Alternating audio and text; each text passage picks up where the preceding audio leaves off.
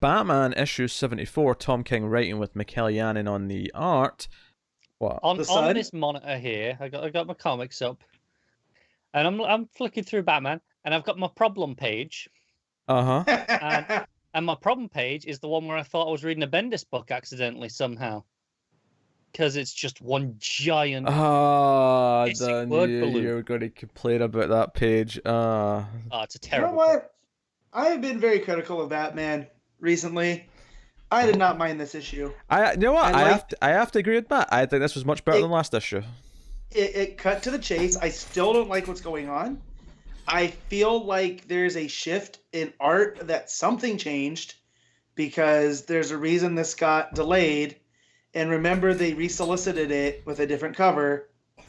I feel like something changed, and they're not going to tell us. Here's I think this issue, compared to last issue, I feel like very little happened, and it was mostly mumbo jumbo.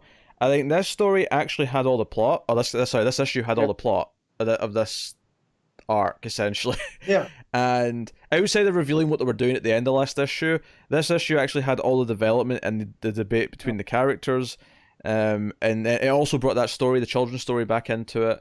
And I actually really liked the ending. I liked, the visual of Batman climbing out the pit after beating his father, right? Because he obviously won, right? I mean, that's clear. He's got to come back to City of Bane. Yeah, City of Bane's next issue, so yeah. I also like how this is the one Lazarus pit that is like the Lazarus pit of legend, where you have to trade a soul for a soul. It's not just like Ra's al Ghul goes in, lays in the water, gets brought back.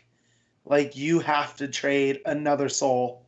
And so where I thought this was going was that Thomas was going to sacrifice himself for Martha, and then I see them carrying one dude, right? I was like, oh no, they're going to put that in there.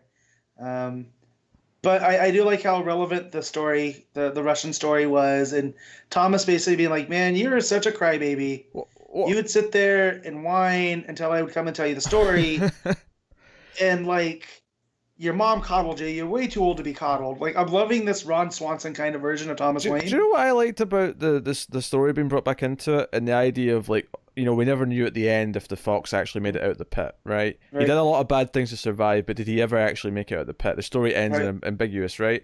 And I kind of like this idea that even before his parents' death, there was this kind of determination built into Bruce where it was about believing that if it was him, that he could get out of the pit, right? And that, and that the story would change because, something different would have happened. So it's also speaks to his compulsion to want to change things. It's basically, and just keep going at it. And not in a bad way, not in an infuriating way, but it's kind of it's his belief of, like, no, I can do this because I'm the goddamn Batman, right? I'm going to do it, Well, when we talked about First Man, right, on the end of the year special, I said it wasn't so much about obsession, but about determination. And that's what this story is. It's Bruce's determination.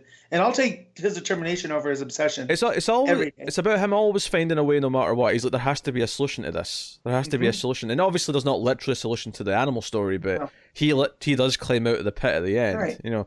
Well, it's almost like that's left a mark on him. That story is kind of in the back of his mind always.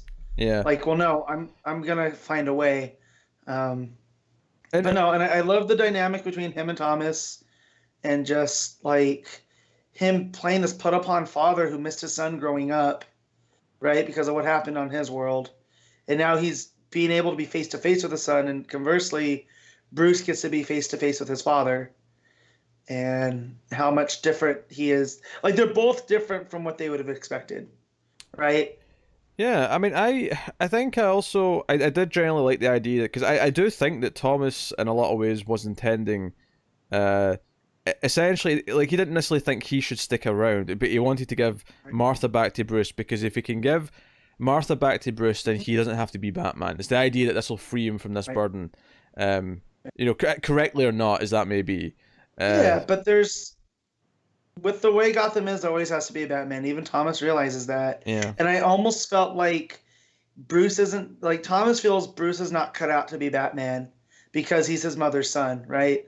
But Thomas had to make the hard decisions. He basically, he doesn't tell Bruce this, but he had to kill the Joker version. That was Martha. Yeah, there's a moment where he asks how Martha died, and he almost says something and then goes, Yeah, it's not Yep. not important. So it's almost as if he's making up for this. Like, I'll be Batman, so you don't have to. And it kind of feels like in the layeredness, like we know, like I joked about this when I met King at WonderCon, with the Hal Jordan issue about someone that has a difficult relationship with his father. He goes, "Don't we all?" This is King coming back to this. This is also Mr. Miracle and stuff. It's the father doing things so the son doesn't have to, right? And the son being like, "Well, no, I can handle myself." But there's that patriarchal idea that like, no, I'll shoulder this burden, and we kind of see that in Bruce from time to time with the Bat family. Joe, right? It struck me about this issue being so much better to read than the last issue. Is that no Home on the Range? No Home on the Range, but if it convinced me that like the last like 20 issues of this run probably should have been about 5 issues, and it would probably read much better because of that. Yeah, which makes me more excited for Batman and Catwoman because they're reining him in with 12 issues. Yeah, and but does it only need to be 6? Hey, 12 to 6 is better than what we've had these last like 6 months. Yeah, it is. Because this issue, I mean, like or dislike what the story does, and that's maybe a separate argument. Although for the most part, I think it handles what it's doing pretty well. I liked what it did with the story, but the children's story. I mean, and I'm okay with Thomas Wayne from Flashpoint Batman being, kind of crazy and having these deranged ideas. And I like the trick that Bruce was never going to let this happen. That he buried the body somewhere in the desert so that he would never find her. And yeah, so that's all fine and well.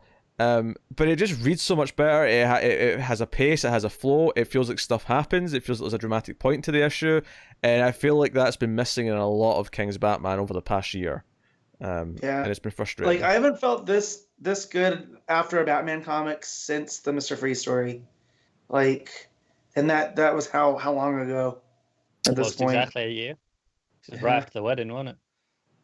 Yeah, it was probably like last August or something like that. August, September. Yeah, so when that ended, and it's been kind of in a holding pattern, I feel like here we're back. We kick off City of Bane next week, but no, I definitely feel so. As good as Janen's art is, there's a part where it gets extra shadowy and extra inky. And I definitely feel like there was a change of some kind, and I don't know what that change could have been, but again, this got pushed. It got resolicited. Something happened. It didn't get a hard resolicit though, did it? It just changed the cover. Uh-huh. I wonder if there was like not bat penis, but I wonder if there was just something like visually or the way that the fight played out at the end that they just wanted to change. So it was just like a section That's they what had I'm to thinking. redo. Yeah. Well, Connor's been oddly quiet since the start of this discussion, which means he's been lying in wait with his complaints. So. Go on. Do you know, here's the thing. I don't even know what to complain about anymore because it's just kind of the same feeling that I've got is, I particularly complained about the huge monologue page. Just, way too much dialogue. For me, you guys are, praising the children's story coming in, and that's fine. I think it's okay. I think it beats you over the head with it a bit too much for it to be this on the nose with literally climbing out of a pit at the end.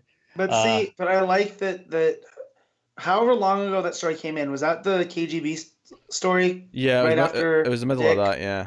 Yeah, so late 50s, about 20 issues ago, give or take.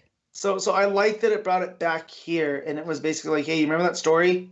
No, here's the thing. I haven't got a problem with them bringing it back. I feel it goes so far over the top to remind you about it by doing the whole thing again. Like, oh, here's the whole story again. And, like the whole issue is, oh, hey, remember that story? And I really felt that when I was reading it. I feel like a brief reminder. Have we not had better? Have we not had Bruce and Thomas discussing it? Then yeah, I could see if it was just showing up in narration boxes. But the fact like they talk about it and Thomas being like, I don't know why you love that horrible story. Like why was that even in a kid's book? Yeah. Well, here's the thing. The full thing does pop up in narration over the fight at the end. But for me, like, I didn't even read every panel when it popped up at the end, and it wasn't because I think it's a fault in the writing. I think it's it's the equivalent of you're watching a movie and it'll replay dialogue from earlier, right? But because it's a comic, you obviously have to read it. But it's this thing where I know exactly what it's saying, so I'm letting it be there, and I know it's there, and I know it's playing out as I'm going to the fight. You can watch a lot of our reviews. I have problems when movies and TV replay dialogue from earlier. Yeah, so that's... I've complained about that a lot in the past, not just in comics. So I have no problem when it's got an effect dramatically. Like you're seeing it all play out, kind of as you hear the I feel speech. like it's got to have enough of a purpose, and I think I can get over Bruce and Thomas talking about it because that has a purpose. But when you're just throwing the whole story again in narration just to cover up the art, I don't know, that bothered me, and that ruined a lot of the flow of the back half of the issue of the fight for me because I do stop and read it because it's there to be read, and that's the point. So